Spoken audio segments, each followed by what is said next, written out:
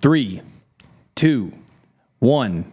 It's go time. Welcome to the show. It's go time. This is the ultimate podcast for salespeople and sales managers that are in the trenches, that have to talk to people to make a sale, right? And as always, we're back in the studio. We got our technology genius, the Croatian tiger,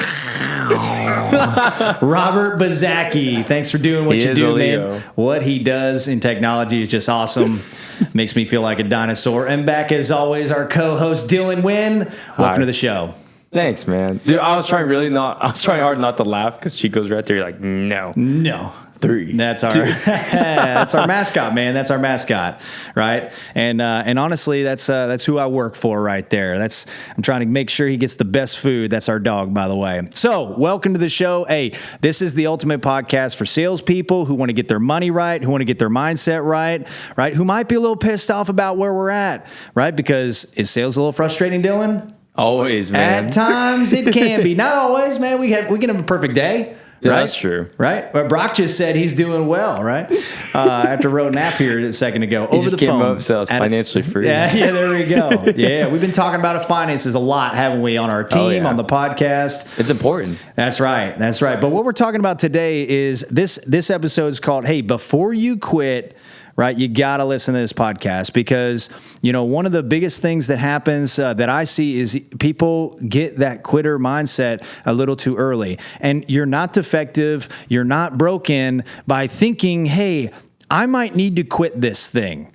Right. And we're kind of in a society that's in a situation to where it's almost appreciated and encouraged to give up when the going gets rough. And in sales, the going gets rough sometimes.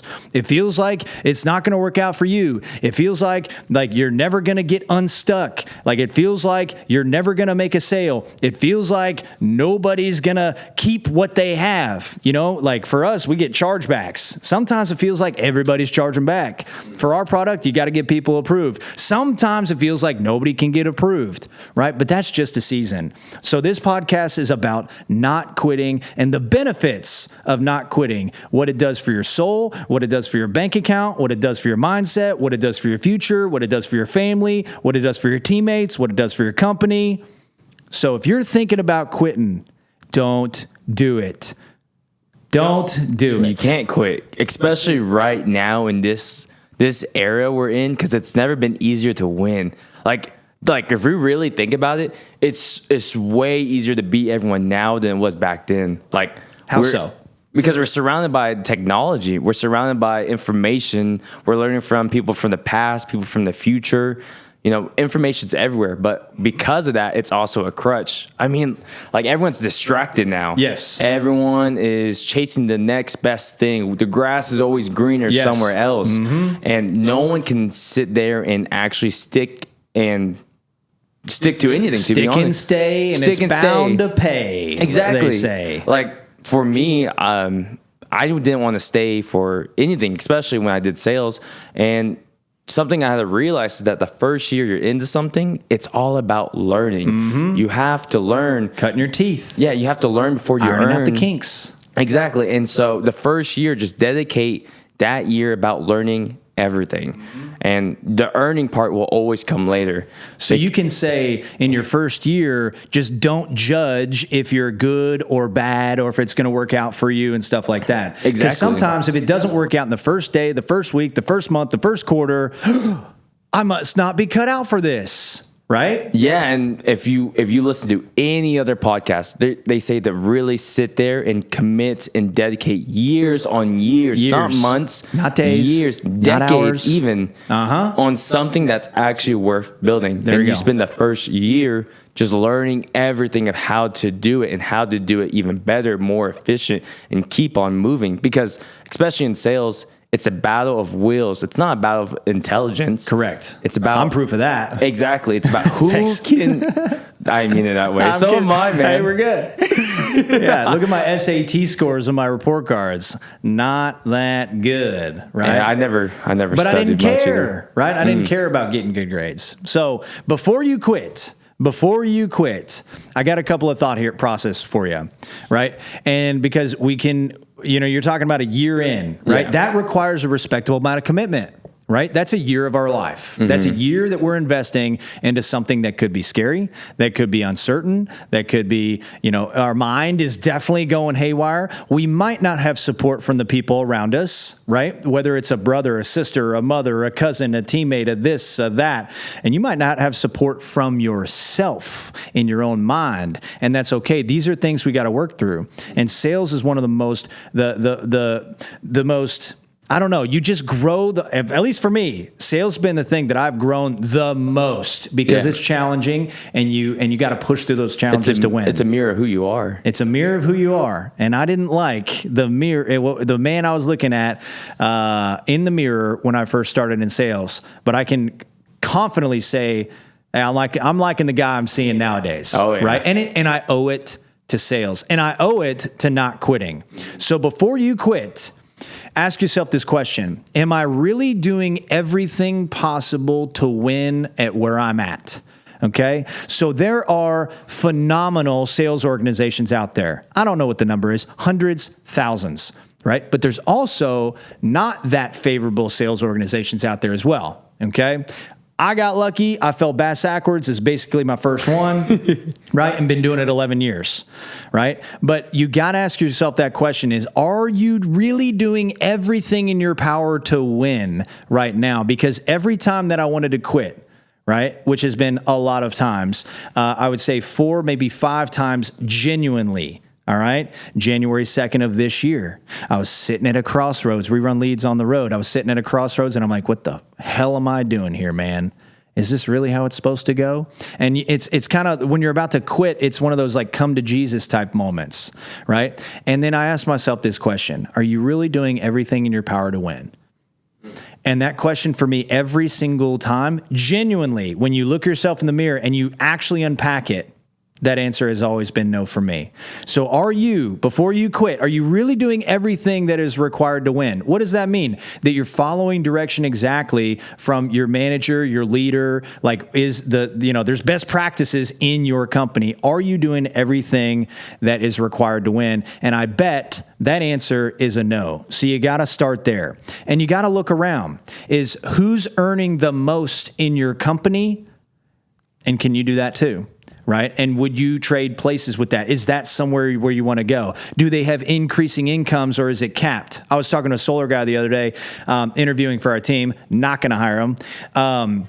Not because of solar. I'm not going to hire that human being, not that individual. Yeah, actually, I'm going to go after other guys in that company too. It sounds like a pretty cool, hard job, which would be good for us because we got leads. So, but anyways, is who's the one that's earning the most? And I asked him that question. He's like, yeah, man, I'm banging doors, and I'm like, okay, what are you going to earn this year? He's like, I've only been doing it 6 months. Okay, cool. Well, extend it out times 2. How much would you earn? He's like $30,000. I'm like, great, and because he's like, I want to make more money. Yeah. And I'm like, all right, so who's the one that's making the most money? And you know what he said? He said this guy named blank, and he said, but he just got fired, and I finished his sentence for him because he's not doing the right things for the client. He's lying, cheating, and stealing. And he said, yep, because that happens a lot. A lot of times the top producers are not doing the right thing by the client and the company, and just doing it for them. So beware of that. But who's earning the most around you, right? And can you get there? Right. And so for him, his answer was $100,000. I'm like, is there anywhere past that? He's like, no. I'm like, is that good enough for you? And he's like, no. I'm like, okay, well, no wonder you're looking for a job. Mm-hmm. And he's like, because that's the cap. Because that's the cap. Yeah. So are you really doing everything in your power to win? And look around at like, hey man, who are the top dogs in your industry and what are they earning? Right? Because you might be in the golden seat. You may be in the golden throne right now and you just don't even see it, right? Because if you got guys that are making $300, $400, $500, $1 million, $2 million, $3 million a year, right? You want to know what Glenn makes? It's a lot, right? And so it's like, good, that's on the table, man. Yeah. So is it on the table? And before you quit, it's like, hey, can you get there? And if you can get it, you just got to do it for a long time, figure out what they've been doing. Exactly. And you just got to eat glass while doing it. And what that means to me is you got to fail over and over and over again until you get it right. Mm-hmm. You just got to keep going. But that's easy. Fail over and over and over again, right? No, it's hard, right? It's hard, man. It's tough. It sucks. So you got to eat glass. Yeah, eat glass. Woo. Each failure feels harder than the next, but that's part of growing. Yeah. It does not mean you're a failure. It means you're growing. Exactly. But sometimes we translate it to I'm a failure and I can't make it happen and things like that. I love that. The last question I'd ask, and I'll throw it back to you, is there more meat on the bone at where you're currently at? Because a lot of times we throw the baby out with the bathwater and we're like, okay, like, I've done good enough. It's like, dude, is there more meat on the bone, right? What can you do in your company to take over, to add more value, right? Like to expand, to grow. Like your job, by the way, your job is to make your company a lot of money. Right? Your job is to make your manager a lot of money, to make him look good. The moment that I shifted gears from resenting my manager and resenting making money for the company, when I shifted my focus to, wait a minute, my job, and I was coached to do it, my job is to make them more money and make their life easier and make the company more money and change the direction of the company. I'm like, oh my God. And then everything started to change. I'm guessing you started making more money too. Hell yeah. It was awesome, right? Because the weight was lifted off, right? It was more of a team versus like me versus them, right? It was all in my mind, but so is there more meat on the bone? Before you quit, is there more meat on the bone? Before you quit, are you doing everything humanly possible, right, to make this work? And there's a very small percentage chance that is a yes. Yes, you're doing everything that you possibly can. It's a very small percentage chance. And I wanted to ask you, Pat, I know there's been plenty of times where me and you both wanted to quit. When did you absolutely wanted to quit, and what have you gained from not quitting at all? Yes. So, it was December of 2017 I wanted to quit. I'm done with this thing. The math's not mathing. I'm not having a good time.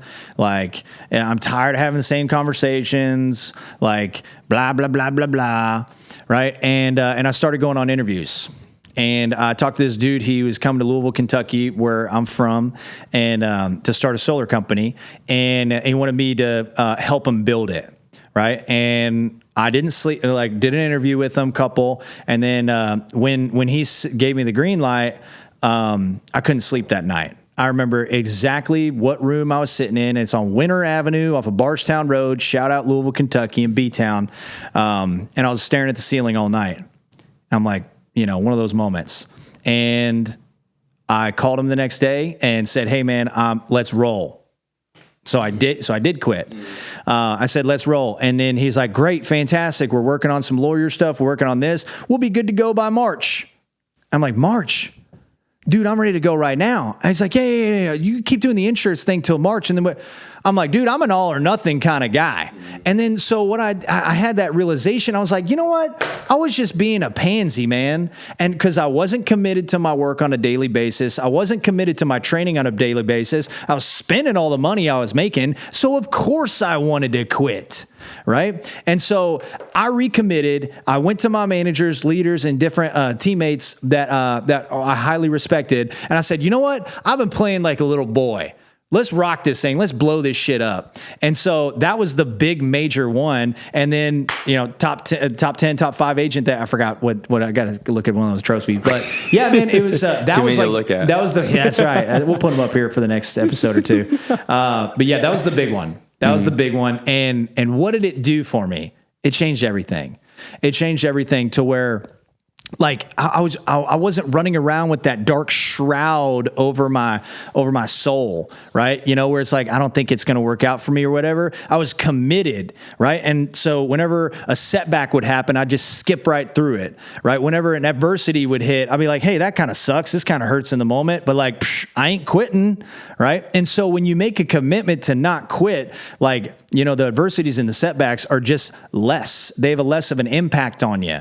And so you just kind of skip right over them. And then what happens is you start running into better clients, bigger deals, better conversations, because you are better. You have a better energy, and you're not playing this half-assed, do I want to do sales, do I not want to do sales game. Yeah, because you're fully bought in now. Which is a losing game. Exactly. So that's the real question is, are we bought in or not? That's a great question. What about you? Yeah, man.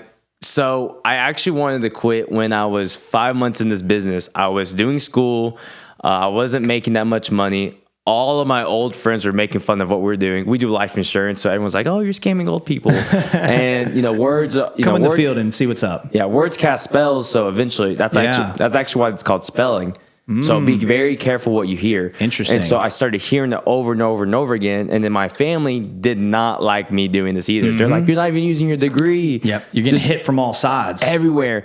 And I was mentally broke. I was financially broke. And I remember coming to you in December, and I was like, "Dude, I think I'm done. My dream is not achievable here." You said it was, so I kind of stuck by, but I really didn't. And I realized, like, dude, I suck at this. Especially when you told me I was the worst agent on the team at that time. I was like, dude, I'm complaining and lowest producer, not the worst. Yeah, lowest producer. I was like, dude, I suck at this. Why am I'm sitting here, complaining that I'm not doing this, I'm not doing that. I'm not even working. Like, I just had an interview today. I worked 3 days in the month of December. And I still made $2,000. I was like, now I think about that. I was like, holy crap. If I just worked, I would actually make money. Eureka. And then ironically, because I didn't quit, that's Chico, by the way. Hopefully you saw that. That's the mascot. That's our mascot. And because I didn't quit, because I was like, screw this, dude, I'm going to start working. Screw what everyone else says. I'm just going to fully buy in, because the worst case, I'll go back to the 50 hours a week. 50 hours work week I was doing for 2 jobs, making $1,500 biweekly. That's the worst case scenario. So if I can make $2,000 for 3 days of work, dude, I'm going to go balls to the walls to this thing. That's right. And because I didn't quit, now I have a team that I help manage. Yeah. Dude, it's so weird because making a big impact inside, outside the team, for the whole company. My it's identity, impressive. Watching other people's identity change. Yes. And I'm a big believer, man, because back then I was like, I really thought to myself, like, if I quit now, I really wasn't meant for anything more than what the system gave me. I'm supposed to be that 9-to-5 worker. I'm supposed to work a second job so I can barely afford to go to parties and numb my feelings. I'm supposed to stay stagnant. And that was very expensive, not in the bank account, but for my soul. And because I committed, it changed my identity. It made me start thinking long term. Yep. And it made me finally realize if I commit for 1 year, for 2 years, for a whole decade, anything is actually possible. Come on. So really, if you it's never been easier to win, man. It's just harder to stay focused. Correct. So everyone's distracted, man, on the social media. Yeah. Everyone's taking pictures. It's hard sometimes when you go on someone's Instagram story and you're like, dude, I just missed that party working. Yeah. What would that party done for me? What would that party done for my future kids? Nothing. It would have done nothing. And it's so hard to stay focused. So if you stay focused and limit your distractions, you can win. So don't quit because something seems fun, because I would have never got to the point I am now if I did quit. If I decided to go back to my old life. And it was painful, man. Come on. It hurt. I did not want to give my old life away. But because it cost my old life to get my new one, and I didn't want to flip the page to the next chapter, it cost me 6 months of not moving the needle down the field there, or moving the ball down the field. Yeah. And it sucks knowing I could have done more, but I'm so blessed that I decided to flip the page. Yeah. I decided to read the next chapter, and I decided to keep going. And so don't quit. Do not quit, because quitting wouldn't have ruined my life, but definitely would have shrunk it to something even smaller than what I thought it would have been. So just don't quit. Keep going. Stay focused.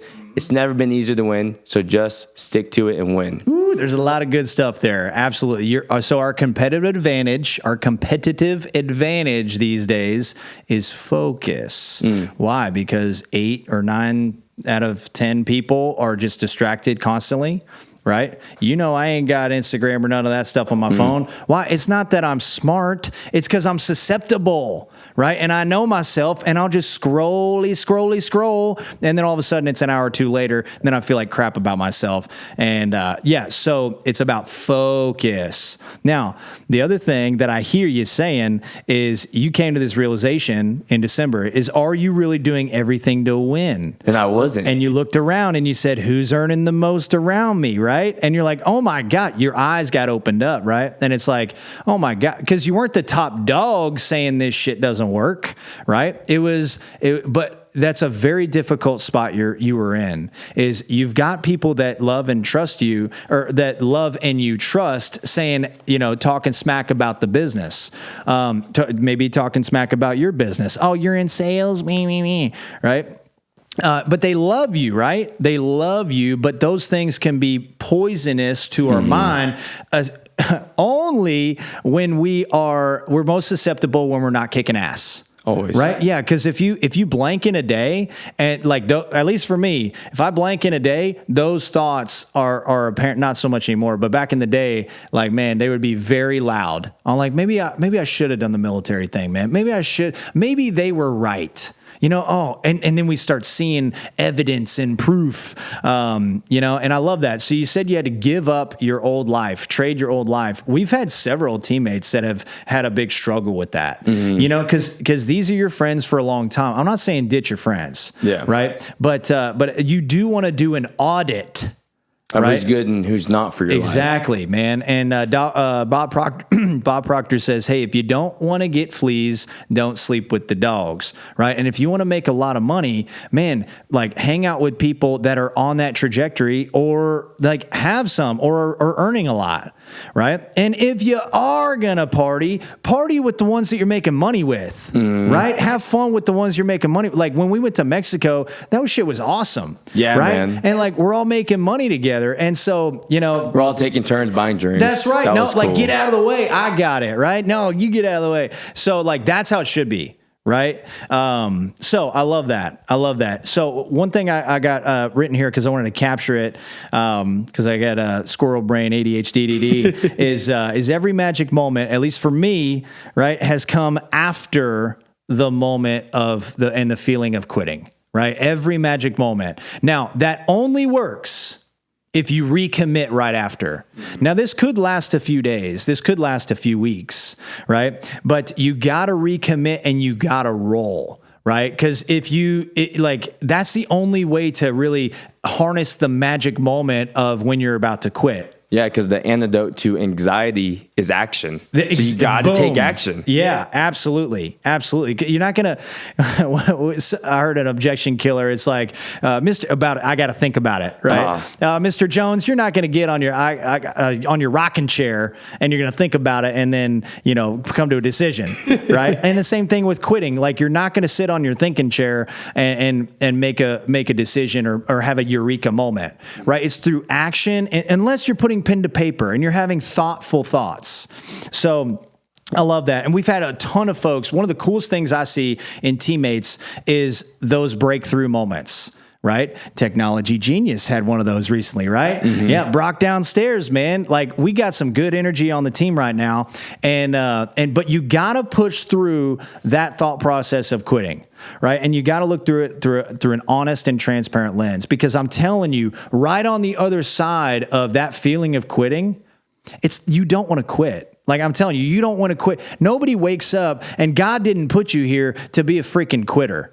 Right. Now, you got to commit and recommit and roll through that thought process. And an important thing is are you really doing everything in your power to win it where you're currently at? Maybe, but I bet there's a very low percentage chance that that's actually the situation you're in. And all you got to do is look around at the people around you. Who's been around 10 years? Who's been around 15 years? Who's been around 20 years? What are they making? Right?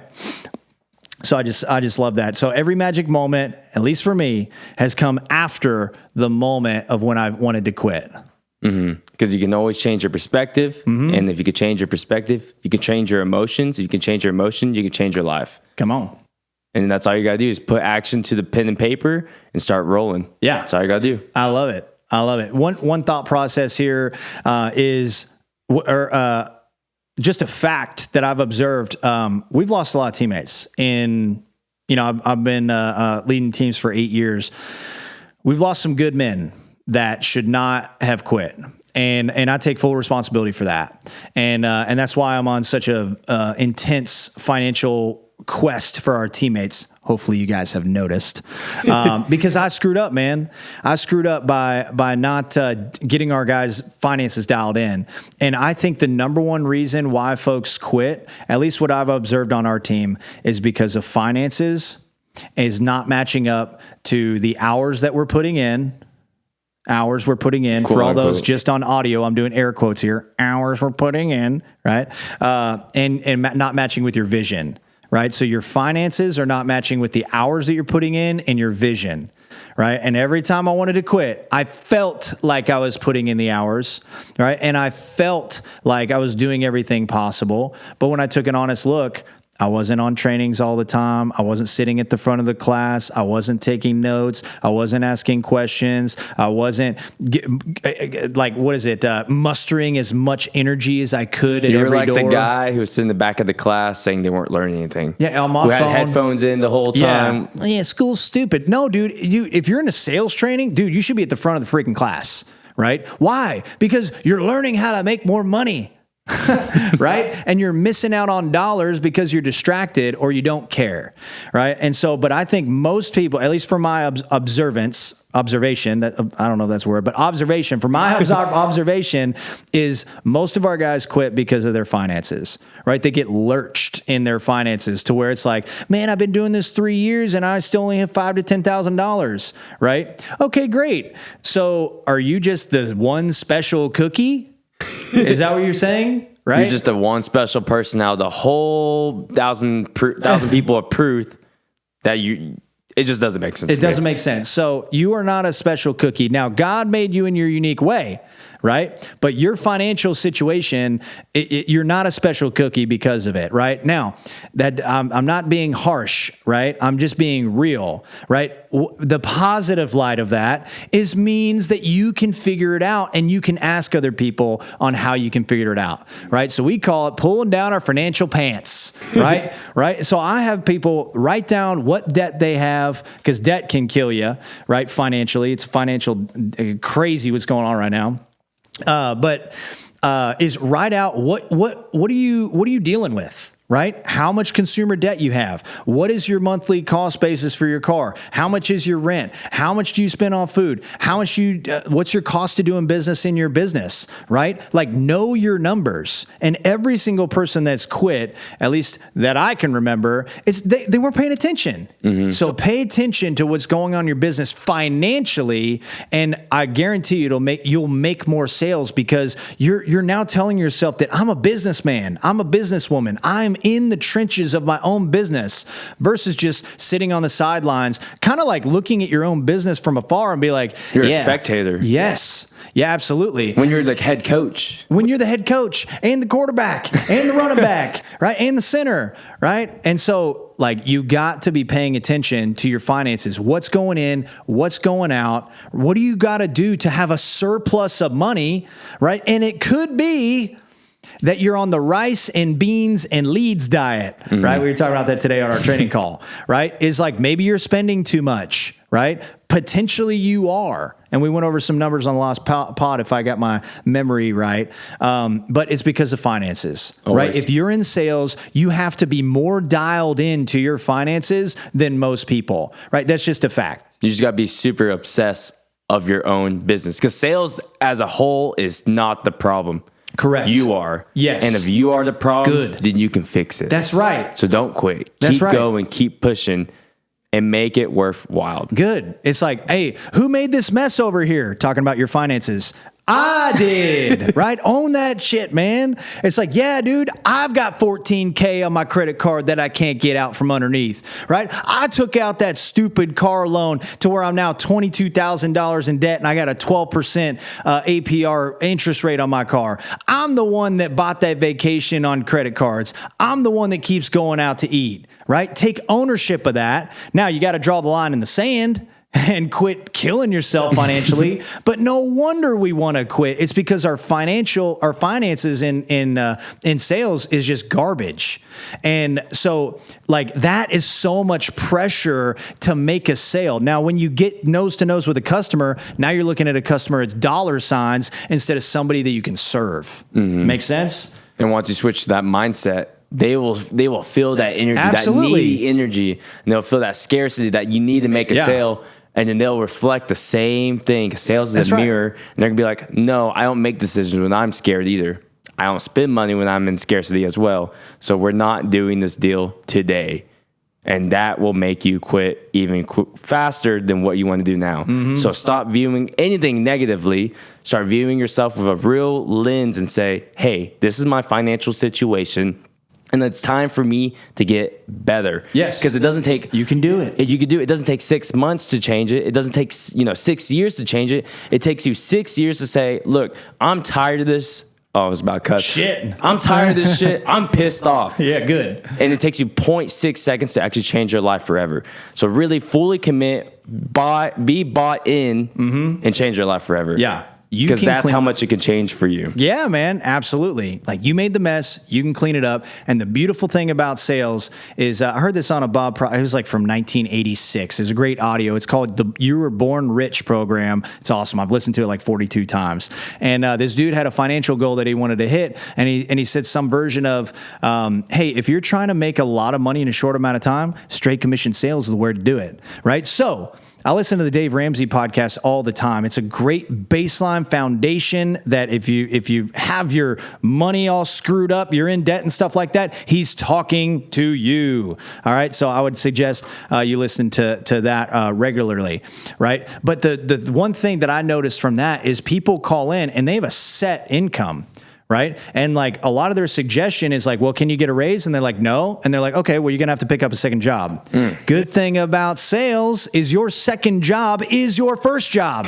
That's the beautiful part, right? That means you can work more hours, right? And you can become more effective at your job. You want a raise, you go get it. You want a raise, you go earn it. You want a raise, you train yourself to be better so you know your numbers, so you know your business, so you can earn a higher income, right? And then we can tackle, whatever finances that you're dealing with. But most people quit because of their finances. And this is funny. I actually thought about this, about quitting.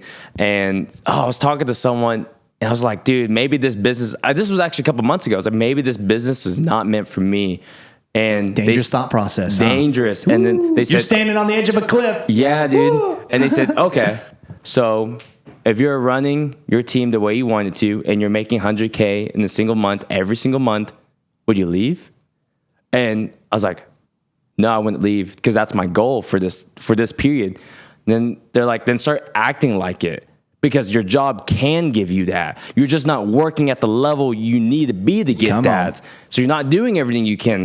You need to be pushing further and actually viewing yourself in the real lens there and saying, look, are you doing everything you need to be doing? Probably not. To win. Because if you're not, then you are going to quit no matter what. You have a phantom plan B somewhere else. Yes. And if you're not chasing, because everyone in sales has the job to get them $800,000 a year, let's just say $40,000 a month. Who do you got to be to get that person? Because you have the job. Just do it now. Just achieve it now. And just go for it. And be bought in. Screw the phantom plan B and go all in and exactly what you want. Because when you get it, it's going to be worth it, man. Because you have it. So anyone who's feeling like they can quit, ask yourself, if I was making $40,000 a month, if I was making $100,000 a month, if my family was secured properly the way I envision it, would I leave? The answer's probably no. My answer is no, and I wanted to leave really bad. But you just got to dial in of the person you need to be and lock in on the career that you want to have, and your dreams will follow with it. Yeah, I love that. Absolutely. Are we doing everything possible where we're currently at? Because the grass is green where we water it.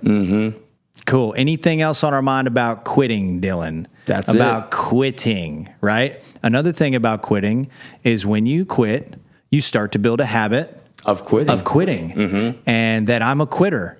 Right? Bob Proctor says that he doesn't make any decisions for his kids, but one thing is his son wanted to stop swimming. And he knew it was because he had to get up at 5 a.m. and jump in the cold pool every morning. And that's really why he wanted to quit. And he's like, yeah, I mean, you can do whatever you want. Right. But I'll tell you this is, if you quit that, then you're going to start a habit of quitting. People don't want to chase the delayed gratification anymore. No. They just need something like right in front of them. And it's because of social media and everything. I'm not going to blame that, but it's the truth. Everyone needs that extreme, like immediate dopamine effect. Look over there. And they feel like business is the same way. No, it's not. Think about when you're riding a bike. Most people didn't just hop on the bike and it's like, look, I can ride. They worked for it. Yeah. People who training wheels, sales, they go up the ladder. People who swim, they just walk, jump in and became, a medal, what's it called? A gold medal swimmer. They worked for it to get that award. Exactly. And that's how sales, it's the exact same thing. So stick and stay. Now, there's an asterisk to this, right? Is there, you might not be in the right sales role, but I'm telling you, you probably are.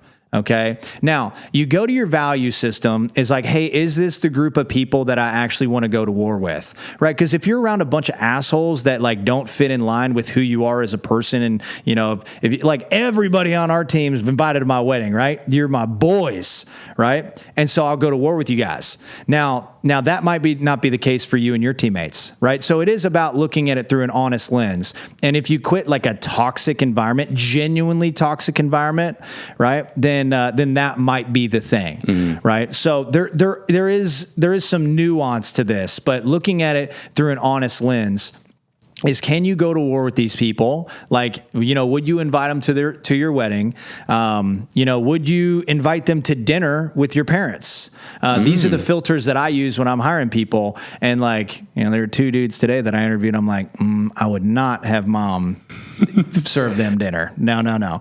And so now, see ya, right? Not part of my tribe. A lot of people don't think about that. That was actually crazy you mentioned that. Pat has had dinner with my parents before, by the way. There you go. That's right. You want people on your team who you're going to war with, who you would bring home to your families. Like, look, these are the men I'm going to war with. They're like, those are cool people. There you go. Yeah, I never thought about that. Yeah, 100%. So run it through the real filter of like, do you want to go to war with these guys? And do they fit your values? Okay. And then that might be a situation, because then it's not quitting, right? Then it's shifting paths, right? I think there's a difference. Quitting is like, hey man, this is not working for me. So there's some nuance in that, because if you're doing everything possible and it's still, a negative environment, maybe you're getting thrashed in just the system you're in, right? So there's a lot of agencies in the situation that we're involved with that just aren't that good for folks, right? And we've had folks leave and then come back, right? And it's just, I'm like, how was that? They're like, don't send me back. I don't want to go back. I'm like, yeah, there you go. He's like, dude, I can't get a hold of my managers. Like, they were all rah right when I walked in. Like, I didn't even do anything yet. And then once I started writing business, everybody disappeared.